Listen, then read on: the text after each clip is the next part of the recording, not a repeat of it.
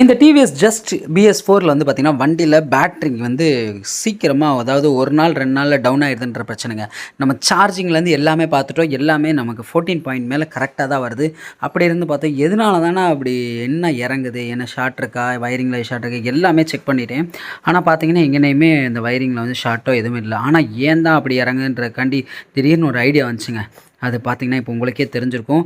அந்த டிக்கிக்கு அடியில உள்ள லைட்டு நம்ம ஆஃப் ஆகுதா இல்லையான்ற ஒரு டவுட் இருந்துச்சு. அதுக்காண்டி பார்த்தீங்கன்னா, நான் இந்த ஃபோன உள்ள வச்சு சீட்ட அமுக்குனா ஆஃப் ஆகும்ன்னு பார்த்தா ஆஃப் ஆகலங்க. ஸோ நம்ம கம்ப்ளைண்ட் கடைசியா என்னன்னு கண்டுபிடிச்சோம். இப்போ பார்த்தீங்கன்னா தெரியும். நம்ம சீட்ட திறந்து மூடுறப்ப அந்த லைட் ஆஃப் ஆகணும். ஆனா ஆஃப் ஆகவே இல்லங்க. இதனால தான் பார்த்தீங்கன்னா, பேட்டரி வந்து கன்சப்ஷனுக்கு எடுத்து நமக்கு டவுன் ஆகுற பிரச்சனை வந்துட்டு இருந்திருக்கு. ஸோ இதுதான் ப்ராப்ளம். உங்களுக்கு இந்த மாரி ஜஸ்ட்டு இந்த பெப்புலலாம் இந்த பார்த்தீங்கன்னா லைட் எரிஞ்சுட்டே இந்த டிக்கிக்குள்ள இருந்துச்சுன்னா ப்ராப்ளம் வந்துச்சுன்னா கண்டுபிடிங்க. நெறைய பேருக்கு ஷேர் பண்ணுங்க. Thank you.